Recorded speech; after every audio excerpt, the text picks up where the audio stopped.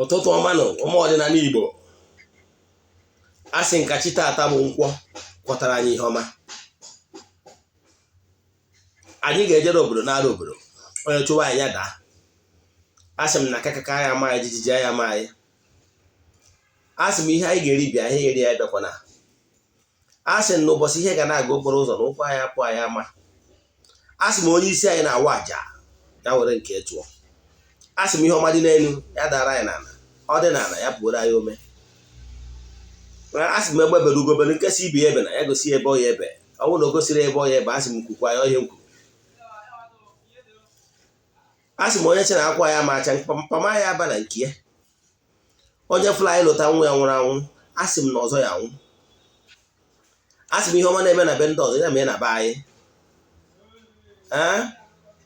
Asị m onye sị na ife anyị na-eme ama enwe isi, si were isi onye a tinye ka ihe anyị na-eme wee nwee isi. Ise. Abụ m onye nke gị Eze-Ana Ugochitubelu. Abụ m dibịa, anyị na-agba afa miri emi, rụkwazị ọrụ mmụọ dị iche iche. Abụ m onye isi nchụaja Ugochitubelu na tempụl nke dị n'Oraifite. Nwadama anyị na-abụ alụ. Bụrụkwazị onye mgbasa ozi ọdịnala Igbo. My mission is to help people live better life. N'ụbọchị taata anyị agụgụ ọfọ na tempụl n'isi ụtụtụ a, gọọ ndị enyi m niile ọfọ. Ndị niile anyị na-alụ ọrụ mmụọ dị iche iche, anyị na-agọrọ ọfọ kwa ụbọchị. Na ndị na-abịakwazị egburu mmụọ anyị ji alụ ọrụ anụ na tempụl. Ana m agụkwazị ọfọ n'isi ndị niile na-agọ ọfọ for 21 days m kwuru ka a na-agọ. A sịrị m onye Igbo natawa n'ọdịnala bụ ụzọ ndụ. Ọ bụrụ na ị bụ onye nọ ebe ọbụla ị nọ, ya nwee okwu mmụọ ebe ị na-anọ wee na-ekwubi okwu na-aga ọfọ, nọ ihe i kwuru ka mmụọ na-anụ, ịnụgo? Ịbụzi n'ofeke na ụdị na onwere okwu mmụọ, ịma ọ na mmadụ na-enwe okwu ana nwee okwu mmụọ ebe ya na mmụọ ya na-akparịta ụka. Ịmara onye arachara ọnụ ogoro aracharịa. Niile na-agụ ọfọ 21 days m kwuru ka a na-aga. Asị nke ọma ka mechala ụnụ na-agụkwazị ọfọ n'isi ndị na-abụ ha nnecha onyonyo ma ha tụsara ya ndị ọzọ. Asị na unu ga-ejere obodo n'ala obodo. Ise. Ugochitubelu na tempụl anyị na-agọrọ ndị niile anyị na-arụrụ ọrụ mmụọ ọfọ kwa ụbọchị. Mee morning rituals every day. Asị na taata bụ nkwọ ya pụtara anyị ihe ọma. Anyị gbuo n'ihu, anyị bute mma, anyị gbuo n'azụ, anyị bute mma, anyị gbuo n'aka nri, anyị bute mma, anyị gbuo n'aka ekpe, anyị bute mma. Ihe nji bịara ụbọchị taa ka m kụzie ihe gbasalụ ihe bụ ịchụ àjà ihu ọma. Ọnyanwa bụ isiokwu nke ụbọchị taa. Nkọwa gbasara ịchụ àjà ihu ọma part 2. Ọnya ka m ji bịa.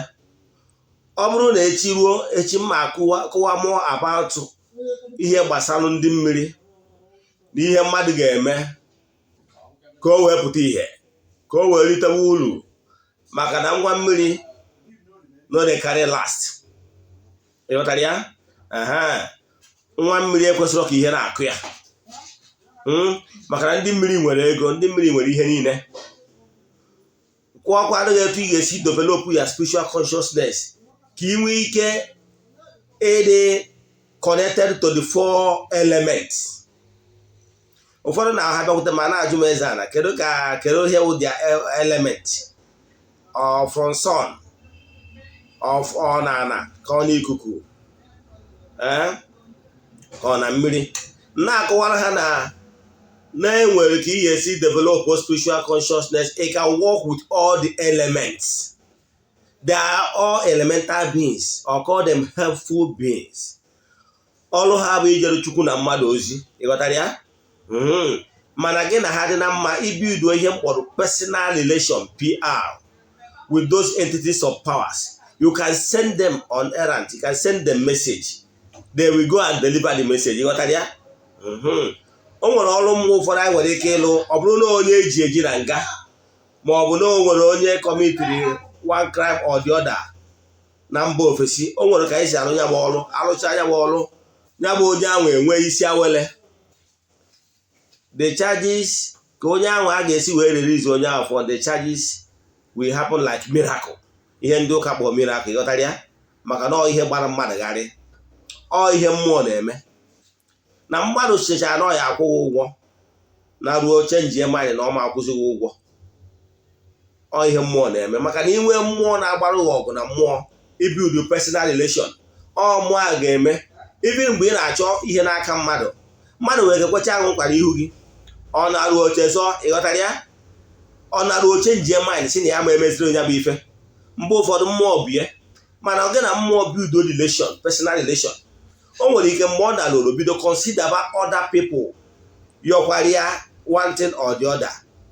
Mana because of na mmụọ gị na ya so siri ike, ọ mmụọ gị na-eso ga-eje mee appeal to the only person, bụ onye anwa more reason why ọ ga-eji wee merụzuru nkwa ahụ o kwere gị, ịghọtara ya? Ihe anọkọta onye ahụ mmụọ ga na-agwa ya ji emezuoro onye ahụ nkwa o kwere, bifo ino it fon ghara ngasị use dị account number, ịghọtara ya? Mana ọ bụrụ na ị chụkwọrọ mmụọ dị n'ụzọ gị, ị kwụrụ nnake gị. Mana ị ga na-echukwa mmụọ dị n'ụzọ gị wee makwa atụ sị gị na ọ bụrụ na ị na-alụ n'ebe ọbụla mmadụ wee gwa gị sị gị ngwa gị mee nke a na ihe ọma mee sera mbọ ị gbara n'ihi enwe kọmishọn, ịgbasiwe mbọ ike. Etu a ka ọ dị na mmụọ.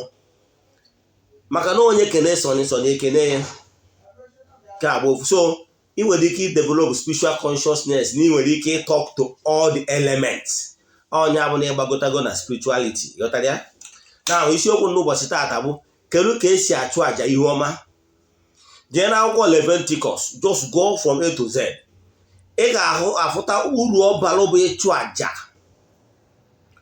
Onye ụka eriri nwere ike ịsị gị na Jizọs ha chụọ na àjà n'elu obe maka ihe na onwe ozi àjà dị mkpa. It's very laughable. Okwu onye eriri, ịghọtara ya? Ka njuzie ha ofu ajụjụ maka onye nwere ụdị nghọta dị etu a. A gwara ụnụ ndị kwenyere n'ụka ọbịa na onye nwa nwụrụ n'elu obe wee kwụọ ụgwọ mmehie niile nọ n'elu ụwa, kwa eziokwu. Wee sị mgbe ọ kwụchazi ụgwọ mmehie, mana a gụtakwara n'akwụkwọ ndị ụka ọbịa na o nwere ebe a na-akpọ Garden of Eden. Mana ihe niile ahụ achọrọ m ka m bịa contest ma o nwere ebe ọ bụ ma ọ na o nwere, because some of the stories in the Bible is fiction. Akpọrọ m ya American stories. Now, let's assume no nwere ebe a na-akpọ Garden of Eden, which is time to be contested. Now, ọnwụ na nwere ebe a na-akpọ Garden of Eden, wee sị na mmadụ mere mmehie, Adam na Eve wee chụpụ ha na oge nke ahụ n'ebe Garden of Eden. Na wee site na second Adam bịawu Jizọs, ha bịa nwụọ n'elu obe wee kwụọ ụgwọ niile mmadụ ji. Wee jụọ, ọ bụrụ na ya bụ ihe ha kwuru bụ eziokwu, gịnị mere na akpọchigharazi mmadụ back to Garden of Eden? Ịghọtara ya? Nke a wee ofu ajụjụ njugoro some of the theologians wee jụọ ha one. Nke a wee ofu. Nke abụọ, ọ bụrụ na ọnwụ n'elu obe maka mgbaghara nke mmehie nke mmadụ, at what point ka mmehie pụtakwa n'ụwa? Then who is responsible? Kedu n'aka onye nke mbụ a sịrị na mmehie mbụ si n'aka Adam na Eve, na ha atara mkpụrụ osisi asị ha atara, ọkwa eziokwu? Na-ajụzi ebe ọ bụ na second Eve akpọrọ Jizọs ha bịa nwụọ n'elu obe wee kwụọ ụgwọ mmehie according to their claims. Now, at what point ka njọ batakwaziri? Onye brought another sin again? Ndị ụka ndị eriri eri ihe ọnwụ na-agwara ya swallow ha ncha niile. Ọ bụrụ ya ka mbịa, mana ihe nchi wee kwute okwu abụ gbasara ihe gbasara àjà. Onwe ụbọchị m kụziri gbasara some fictions. Imagination ya bụ ịjụwa aja ajụjụ, they can't defend it. It can't stand the test of time logically. Ịghọtara ya? Now, ihe nchọrọ ịkụwa bụ na onye ọbụla sịrị na o nwere onye nwụrụ na njọ wee saa njọ gị wee mee ka mmehie pụọ, na-erighị eri. Ya ma na onwe ya kwukwuru ekwu na ya bịara ka emebie agba ochie na ọka osiwanye ike. And onwe gwekwaghị na àjà ogbugbo egburu ewu dastardly act, murder, pure murder. Even ndị gburu ya ma na ife atọ na onwe onye dị ka emere exist gburu na ka njọ ya dị n'isi ha na isi ụmụ ha. Ajụọ m ka m nwere ihe ịma wee na-amara gị atụ ihe ịmarọ. So asị onye riri eri, eji m that ya mindset nghọta gị na nkụzi gị wee na-amara gị atụ. So ọ bụrụ na o nwere onye dị ka ya na-ajụ mgbọsị anwa emesịrị ihe anwa, kedu ihe kpatarụnụ na ihe na-etu anwa sikwa etu a wee dị? Ịghọtara ya? So ọ bụrụ na mmadụ sị gị Adanyenwa kwuru na ọ ga-aka mma na amụrụ nwa nke ahụ, onye ahụ a ga-esi n'aka ya wee rara nwa nke mmadụ wee nye. onye akpatara na Judas today onwere onye kwara aza Judas ma ọ bụ anwụ ya Judas ịghọtara ya na ọ ga-aka mma na amara onye ahụ okwute n'ọnụ tụwa ihe na mmiri igosi na onye anwaghị eme ka elee ya commit crime, great crime. Therefore ị nwere ike isi na anya onye anwa so wee lie mere ihe dị mma because nọ ya nwụrịrị ịghọtara ya. He died for the sake of defending the message he brought. Ndị ozi o wetara ndị Gentiles apịara ya tara ụta na akwara si anya ekuzi na o wee filo na ọ bụrụ na ya kwụsị ikuzi nkuzi then ma na message janwa bịara ịbịa nye ndị ụmụnne ya bụ ndị Gentiles have been defeated. So he died to defend the message he brought, not for your sake. Idinugo and onwere ọkwana mgbe nyenwa bịara wee condemn aja nsuru ọkụ nwere ebe ọ condemnụrụ na a ga-achụ aja. That apart. Ọ bụrụ na nyebe gị quotations ebe ị ga-eji wee ghọta na ya bụ ihe ndị mmadụ melụ wụ murder. There is no way Chineke Chukwu okike sịrị thou shalt not kill ga-esikwa tọnụ ọsị ka egbuo onwe ya ka iwe nwere onwe gị ghọtara ya. Instead mmadụ egbu the only son ya ọ ga-asị I have forgiven you than killing my son in order to forgive you. So which one is better? So ihe na-achọ ịkọwara gị bụ na o nwere ihe dịka enwe ịdabere na ha chụgo aja once and for all. Then why are you still suffering? Then mana ihe chọrọ ịkọwa maka ya bụ aja, important of aja. Enwere aja dị iche iche. Enwere aja mgbaghara mmehie, enwere aja ihu ọma, enwere aja ebupụ ọnwụ na ihe mgbu dị iche iche. Ije na-agba ochie ị ga-afụ ọtụtụ ebe ndị dị iche iche chụrụ aja dị iche iche. Ma onye eze I think Nehemaya onye kwuru na ọ ga-anwụ maka ihe mmehie o mehere o wee bee akwa wee chụọ aja wee sị na adịgekwurie more years. So ihe chọrọ ịkọwa bụ ịchụ aja ihu ọma, the importance of ịchụ aja ihu ọma. Yotago ọfụ n'oge eji achụ aja ihu ọma bụ n'ọnwa ya n'oge ka anyị nọ oge owuwe ihe ubi from August to September oge eji achụ aja ihu ọma.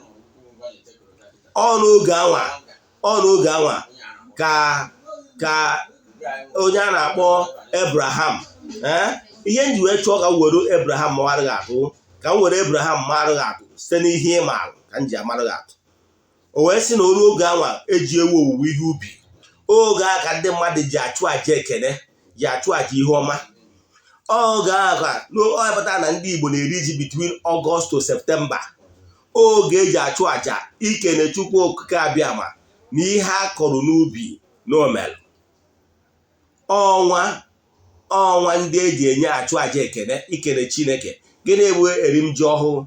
Erimji ọhụụ oge eji ekene Chineke maka ihe ọma na ihe ịtụnanya o mere wee nye mmadụ. Now anyị nọ n'ọnwa ịchụ ya bụ aja anyị eji ekene aja ekene. Ọ bụ na n'ọnwa a ka mmadụ ji achụ onye maara ihe ọ na-eme ji achụ aja ihu ọma na-emepe ụzọ. Now ọ n'oge dị etu a ka Abraham nechalụ o wee dị ya ka asị na kedu ihe a ga-enye Chineke. O wee sị ka o were ihe niile o nwere bụ nwa ya ka o were je chụọ aja. Chukwu oge wee sị ya mba na nwere ihe a ji aja haya animal ya iji mmadụ wee chụọ aja. Na nwere ihe a ji eme ya na ya ka ọ fụ ebunu maka na o were ebunu chụọrọ ya aja. Ebunu n'obi ya a na-edu ude ya bụ Abraham a na-edu ude ịghọtara ya. Onye akpatara n'oge a anyị ji achụ aja Ugochi tụọ na temple anyị na-achụ aja ekene. Ya bụ aja ọ ebunu ka anyị ji achụ ya ịghọtara ya. Aja ọbụla a chụrụ wee yuzuo ebunu wee chụọ ya bụ aja nke bụ eziokwu bụ na ezumezu mmụọ gị na ha so ga na-edu ude. Gị nwa na onwe gị onye alụrụ ọrụ ga na-edu ude. Anyị nwa na onwe anyị na-alụ alụ ga na-edu ude. Onye bụ aja eji ebunu achụ aja ihu ọma. Ya bụ aja anwa bụ aja anyị na-achụ ihu entities of powers chụọrọ ha aja maka ngọzi n'isi onye a kpọrọ afa wee na-achụ ya bụ aja. Aja na-emepe ụzọ. Eburu onye Igbo na-achụ aja ọkachasị aja ihu ọma. aja ihu ọma bụ aja na-ebupụ nnukwu ihe, ọ na-ebupụ ogbochi, na-eweta favor. Ọ aja eji eme appealing to entities of powers, the elemental beings, the helpful beings. Then these entities of powers that is working in the gross material, this earth. Akụwago m na enwere these elemental beings, enwere ike ịkpọ ha ezumezu mmụọ dị iche iche. Ọ ndị a niile bụ angelu nke Chukwu na-ejere Chukwu na mmadụ ozi. Oge eji eme appealing. Aja ihu ọma abụghị achụ ya chụọ onye ụwa gị, anyị akpọchi onye ụwa gị, kpọọ ezumezu mmụọ so gị ya, ancestors, ka ha pata eke na ya bụ aja a na-achụ. Aja a na-emepe ụzọ, achụcharụ aja ka idebe ude. So ọ bụrụ na ị bụ onye lụgoro ọrụ mmụọ dị iche iche mana ụzọ gị ekwere emepe, kpọtụrụ m n'Ugochi Tubelu na temple ka anyị chụọrụ aja ihe ọma bido mebe, ka egwu ọma bido gụba, na-achụ aja ihu ọma, maka na ọ na-emepe ụzọ, ọ na-ewepụ mgbidi niile nke nọchiri ụzọ gị. It's very appealing to entities of powers, ndị na-eweta ihe ọma. Ị nwere ike ịkpọtụrụ m maka yawa aja ka m nyere gị aka. Onwe ajụjụ ọbụla ịghọtara n'ihe gbasara aja, ọ kachasị aja ihu ọma. Aja ihu ọma bụ, o nwere aja dị iche iche, enwere level of aja. O nwere aja ihu ọma eji ọkụkọ oke na nwunye wee na-achụ, yes, mana aja anwa gawa dị lesa to aja nke na-edu ude, nnukwu aja ihu ọma nke eji ebule achụ. Nke bụ eziokwu bụ na aja ọbụla a chụrụ wuti ofu ebulu karịrị aja ị chụrụ wuti ọkụkọ 5. Ịghọtara ya? Maka na ebulu bụ ihe chi ọkpa 4. Ịghọtara ya? Ọ ka ịghọta ihe dị iche kpatara o ji dị mma ịnọ ịchụ aja nnukwu ihe ọma. Maka na ebunu bụ ihe na-edu ude, ebunu bụ ihe chi ọkpa 4. Enwere ike ịkpọkọta entities of powers, chi onye ụwa gị ya, ancestors, kpọkọta ha niile ọnụ wee chụọrọ ha aja ebunu, ka ha jikọọ aka ọnụ wee wetara gị ihe ọma, ka ị kwụsị ịkụ ọta, maka na ịkụ ọta adọrọ mma. Na-echukwu ihe dị n'ụzọ ka ị na-edu ude. Ọmụ ihe m nwa wee daa n'Ugochi Tubelu ka m kwụsị egwu a. Onwe ajụjụ ọbụla ị nwere ihe a nkọwa taa gbasara ịchụ aja ihu ọma, the important of ịchụ aja ihu ọma, maọbụ ihe nkụzigo na gbasara ọdịnala gboo, maọbụ ihe ọbụla na-agbagwoju gị anya, send alụ m meseji na WhatsApp 08057837672. Eze-Ana Ugochi Tubelu bụ afa m. Daalụnụ. Echefukwana maka echi, maka ihe a ga-akụzi echi uwu the compendium of the entire things you need to know concerning our spiritual husband, stroke the marmots, the salamanders,